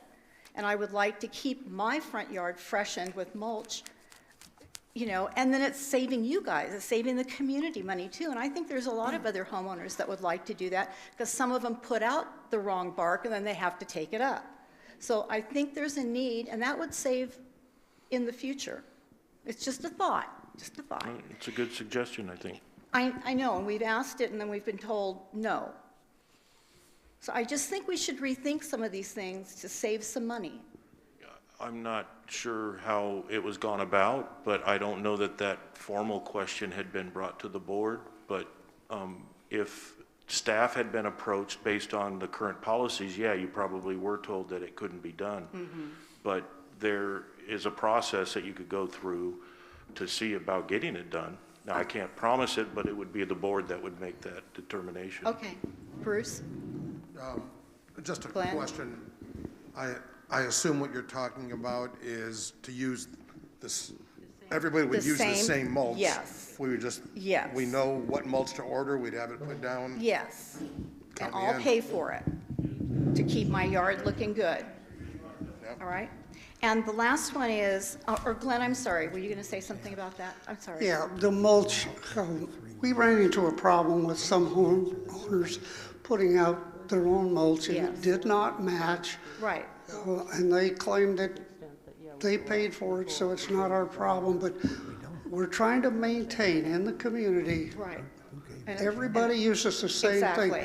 What we would like to consider is probably buying enough mulch There you go. where you want to come over with your bucket and pick up a bucket of mulch. Right. They should be able to do that. do that. That's something that will be presented to the landscape committee. Thank you. And my last one is, this is really petty, but there's the coffee budget, and there's the little container out there to throw your quarters in to get your cup of coffee. Does that money not show up under miscellaneous in the budget? Where does that money go? Shouldn't it be coming back into the budget?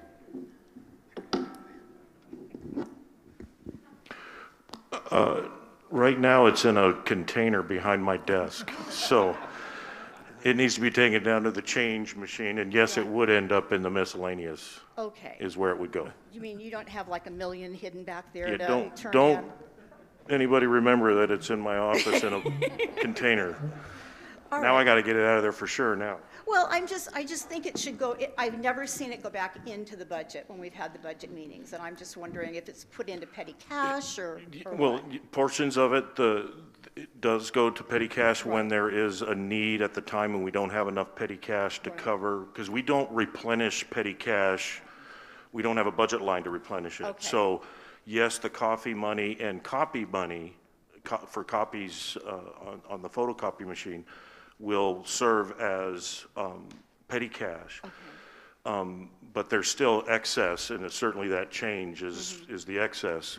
But it far from covers the cost of coffee. I'm sure. Yeah, I'm there are sure. a lot more taken than's put in the kitty. Well, that's why I'm thinking you've got 9,000 up there. Maybe you should show people and shame them a little bit, sorry, and say, look, we've spent 9,000 for coffee and we've got $125 in our kitty. Something's wrong here. Well, based on your very comment to describe you thought it was petty, well, and this may sound petty too, and I don't mean it that way. I think the board over the years has looked at this as whatever we get, that's great. Okay. But this is more of a quality of life, an amenity that we can offer to the members, that it's just, I can go up and get my morning cup of coffee, yeah. sit down, read the paper. And Right. I think it's more that scenario Okay. that it serves. All right. But it could be eliminated if the community Oh, no, wanted we to don't do want- it. But we don't want yeah. to eliminate it. But- That's why it's there. It's so time consuming to count it. Thank you for all my, listening to all my questions.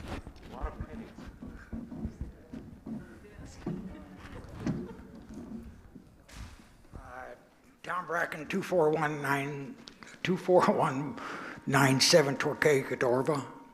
Hey, the question I have here is, you guys did a good job on the budget. At least it's a lot clearer than it was last year, I got to say that. The $10,000 for attorney fees that got me, there was 2 meetings we had, I think at nighttime. You guys had 2 attorneys sitting up there with everybody.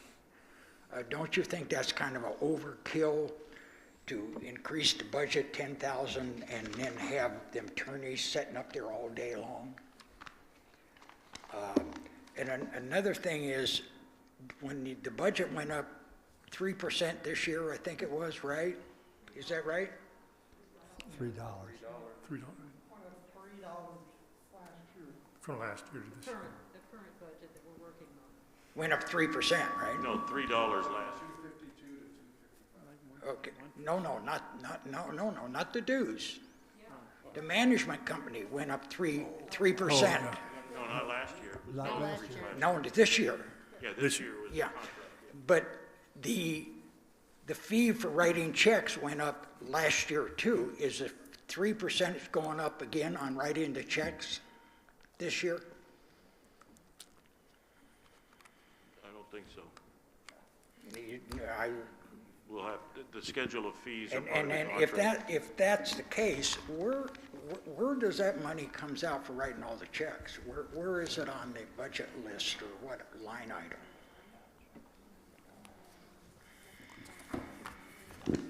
I'm not sure I understand the question fully. Where, to write the checks? Yeah, you charge 5% to write checks. No, I'm not aware of 5% to write a check. I don't think that's true. Okay, it's in the contract. I think I can answer that. We have a category in there called management extras. Okay, That would cover anything over and above what's included in the contract. Yeah, but I don't believe it's 5%. Well, I don't know what the percentage is. I'm pretty sure it was 5%, but Chevy check back to that and get back to me. Yes. Okay. And another thing, on the reserve thing, what will that bring us up to, Jim, once we put that money in? Do you know? We haven't concluded with the final reserve study, so I can't give you a number at this time. That'll be before the board Okay. in another month. Oh, okay, thank you.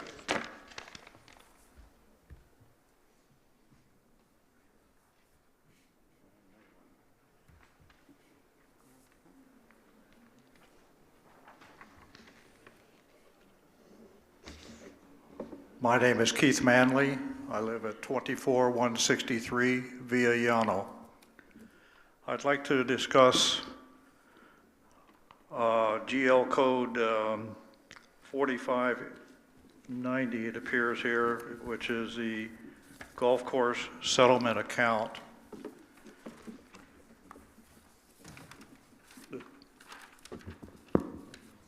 what happened was that the golf course owners sued the association for discrimination, that we the association, homeowners association, was discriminating against them. The HOA countersued them for that particular charge that they made against the homeowners association. The courts decided in favor of the HOA that they were not discriminating against the Wangs with regard to the discrimination charge which they charged the HOA for. And the final settlement that I remember was for $750,000. A portion of that $750,000 went to the insurance company that paid part of the fees for the court case that was before, the case that was before the court regarding the HOA group, our portion of our fee that was paid out of that, which went back to the insurance company. That $750,000 included insurance, included lawyers' fees as well. The final breakout was that we, the association, received a fee for $352,000, somewhere thereabouts dollar-wise. And we as a board at that time, I was on the board, we as a board looked at that and said, well, you know, there might be some fees, attorney fees, that are still outstanding. Why don't we set this on a separate line item and then keep it there for about 3 weeks, maybe no more than a month, for any residual fees that may come in regarding attorney fees, and there were none. So what we did was, when we discussed that line item, we were trying to come up with a name for that line item, for the settlement fee. And we didn't want to call it discrimination monies and things like that. And we settled down as a board and said we would call it a golf course fee. And so that line item in our budget is the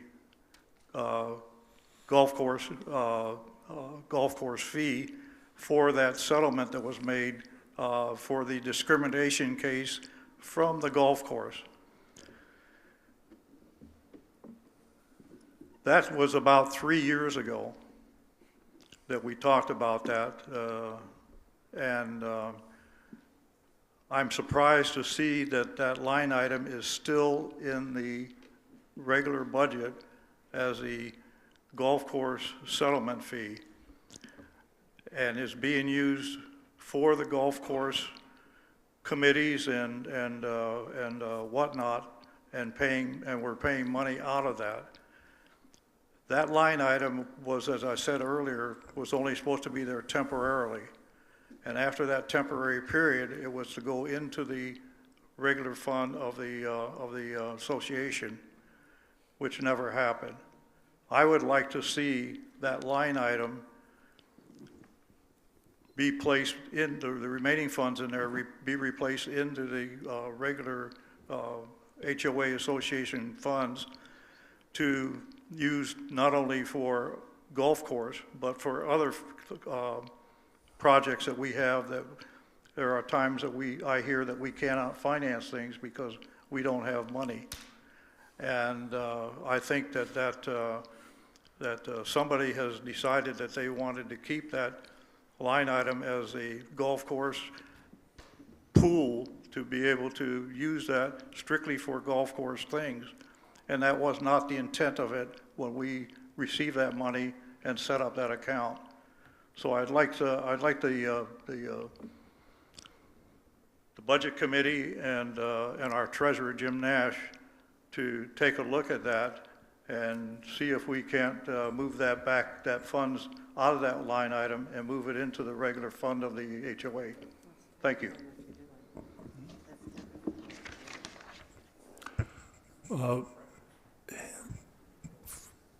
First of all, my recollection as a board member serving on the board at the time that decision was made, I do not recall any specific time frame or limitations on maintaining the golf course settlement fund. But in any event, as you can see in the budget, it is being returned to the association operating fund. We're taking $70,000 out of that fund this year to offset the dues.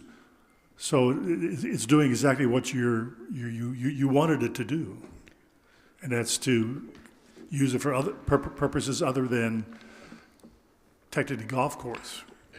And also, it's, even though it's a separate fund, it's still part of the overall homeowner's equity. Yes. Yeah. Yes. And I don't disagree and from that standpoint, it is blended. Yeah. There are minutes to those meetings, Jim, and things like that, and I think it may even been recorded, so there's evidence of what was discussed at that time that we could follow up. I mean, you can follow up and find out what it is. But I keep hearing that is the golf course pool, that money is only being used for the golf course in some aspect of it. And I think I heard it today that more attorney fees were being paid out of it and some other things were being paid out of it. That should be in the equity line that you mentioned a few minutes ago within the fund. And we should remove that one line item in the budget that says it is a golf course line item number. Well, I will certainly look at that along with Jim Morgan. Well, I think it's worth taking a moment to just clarify a couple of things. First of all, I think there's a misunderstanding regarding what, one, the lawsuit description you put on the table, and then secondly, what those dollars represent. First, the lawsuit, you're correct. One of many things that the initial lawsuit included was discrimination, but if you may recall that by the time the trial began, that particular item was thrown out, or actually withdrawn by them. So that actually wasn't a part of the lawsuit anymore. Ultimately, and then yes, we did countersue, but we countersued for their lack of maintenance and upkeep of the golf course and paying their share of the gate fees that they're responsible for. I know the gate fees was part of that. Yes. So when that money that you're talking about, that $700 and some thousand dollars, represented two things. It represented what they owed the association in gate fees, which was upwards of around $40,000, in that little more than that. And the remainder were 100% legal costs. Right.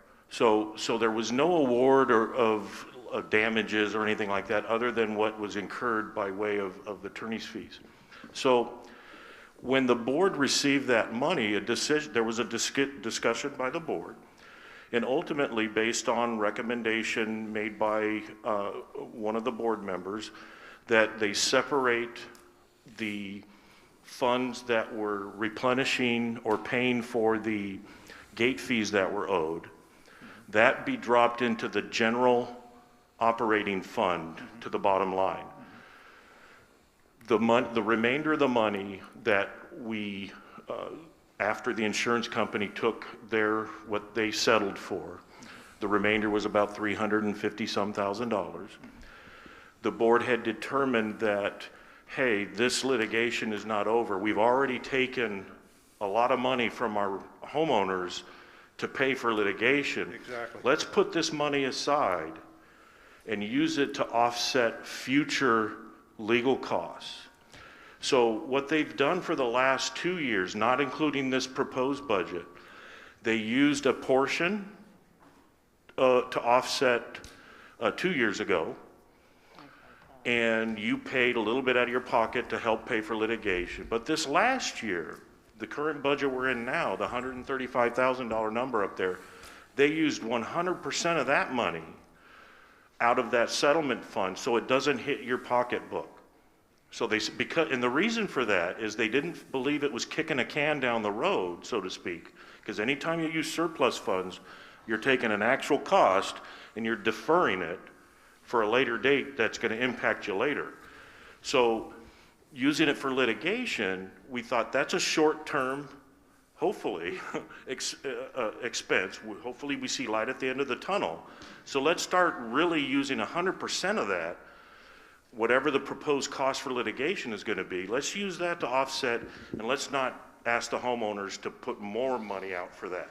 So that's what that represents right now. And I think the board, up to this point, and the committee's recommendations along the line, have been very conscientious about how that money is being used to make sure it's not, I think as you described, as just a pool of money to just spend on whatever you want. It has been focused on litigation-related and consultants that are needed along the way to accomplish the goals of the attorney. That's what that money's been used for. Well, and that money could come out of the regular line of equity or whatever we have in the HOA fund. What I'm just trying to do, Jim, is to remove that item off that line item that we have in the budget, which talks about it being 350, the last time I saw the number was $352,000 in there. That could be put back into the HOA well, fund, again, and be spent there or be spent on other things. Right now, it appears that the conversations that I'm hearing is that, oh, that's for, specifically for golf course and nothing else. Oh, well, you're right. Right now, that is the case. They don't want to spend it outside of golf course related issues.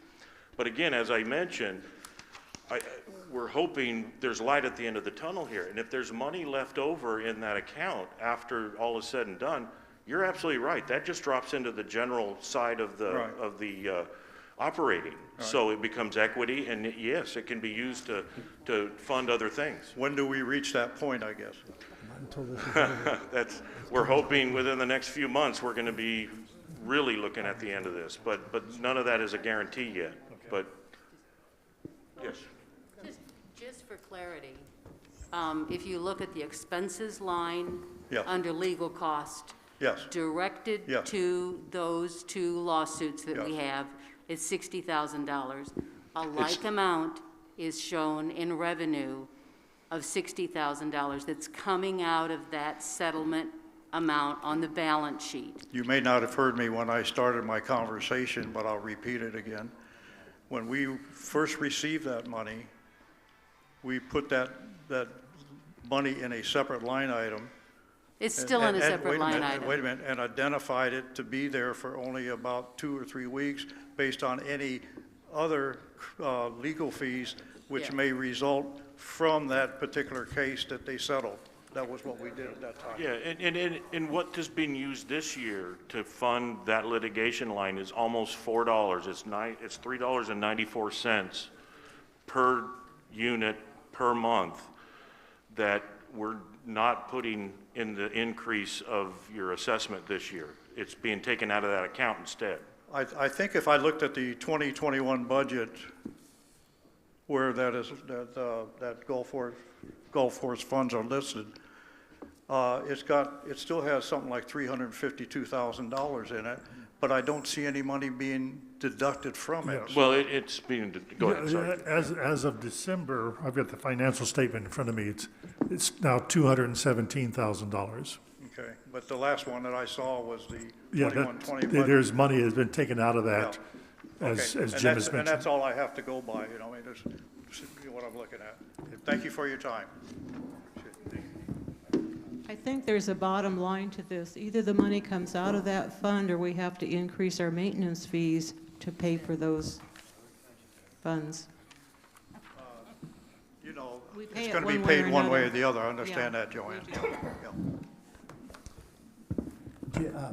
Jim, a couple clarifications on what we've heard in here.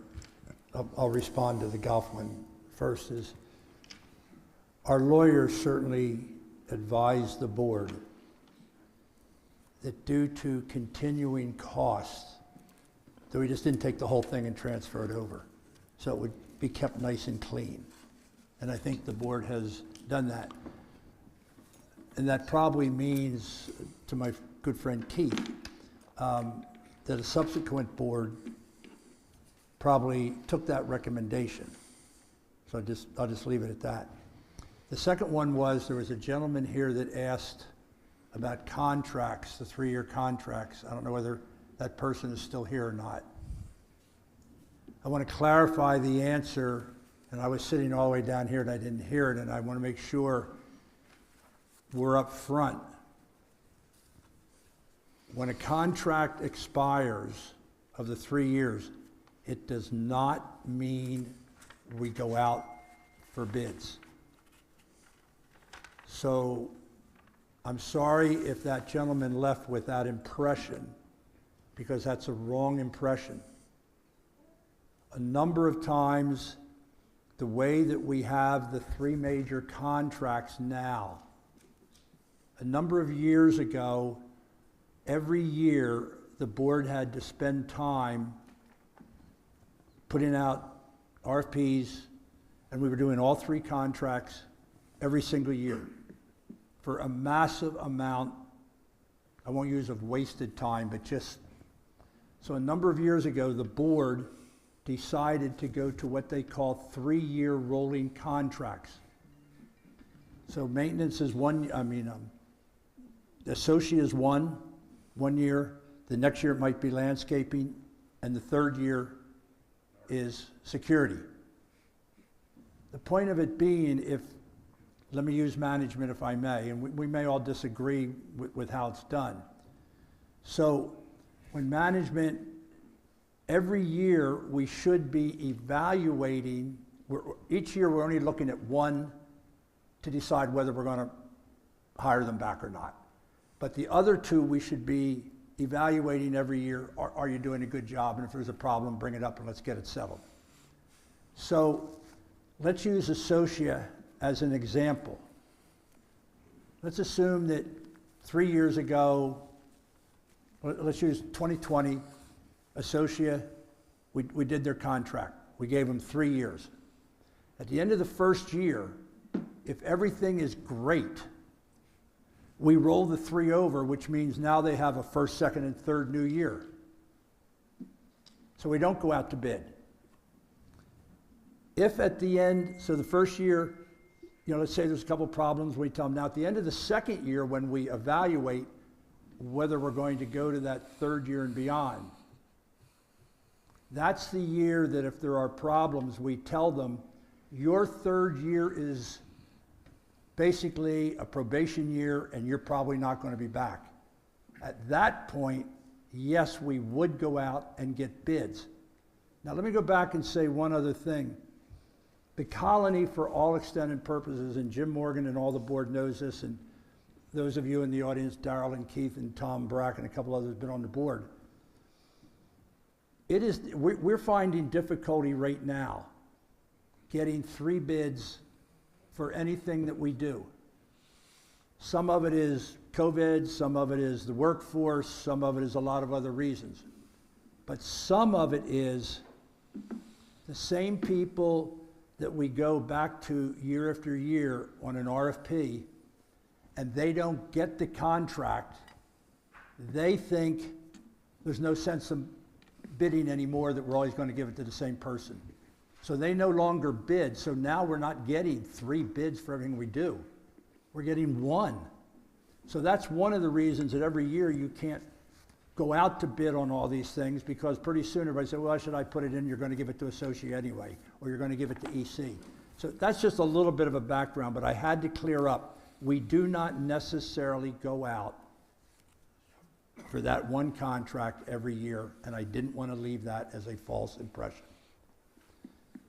Jim, I'd like to add one more thing, and I don't mean to belate it, and I know the hour is late. You and I have had this discussion, and I am in firm agreement with everything we've done. Absolutely.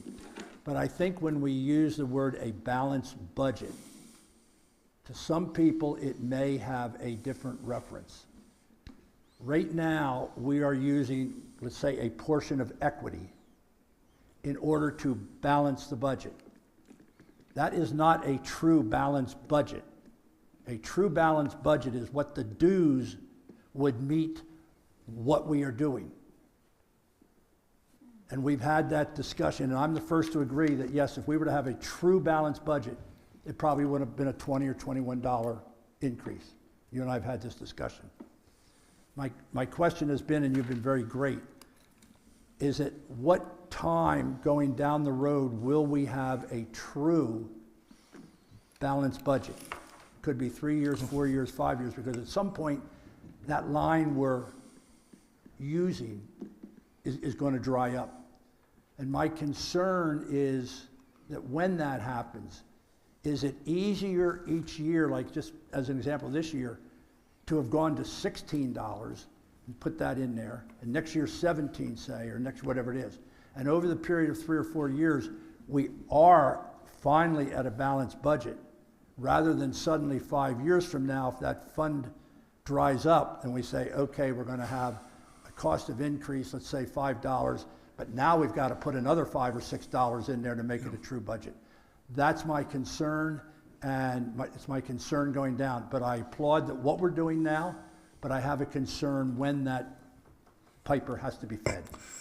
Yeah, I think maybe it's a matter of semantics on a balanced budget. This budget is balanced, and it's balanced, with surplus funds. Right. Now, we've been fortunate enough over the last 3 to 4 years to be under budget every year. And so we have this surplus from the current year to carry over, so we're really not dipping into our equity. Right. And as long as that happens, we're okay. But every year, and I think Jim Morgan will attest to this, that our budget's getting a little tighter and a little tighter. We're getting a little better at budgeting. And so the bottom line at the end of the year, our expenses and income are getting closer and closer together. Historically, though, over the last 4 to 5 years, we have had this surplus. So look at it as we're not really touching any of the existing equity. It's just from this year. But when that stops, you're correct. There may be a price to pay. That's all I wanted to show. And maybe a good clarification would be, when you look at our performance, I think this year we're profit loss, we're in the positive at close to 130 grand for December, which will be reported at the February meeting. You have to take, to Walt's point, you have to take the prior year number year to date, which is $116,300 and some dollars. You have to subtract that from that $130,000. That's your actual surplus, because the other money is actually money you already had. So you're using to offset. So it's a great point, and it illustrates the can we're kicking down the road every time we use. I hate to keep using that cliche, but it does have, it rings true when we're seeing our surplus slowly deplete.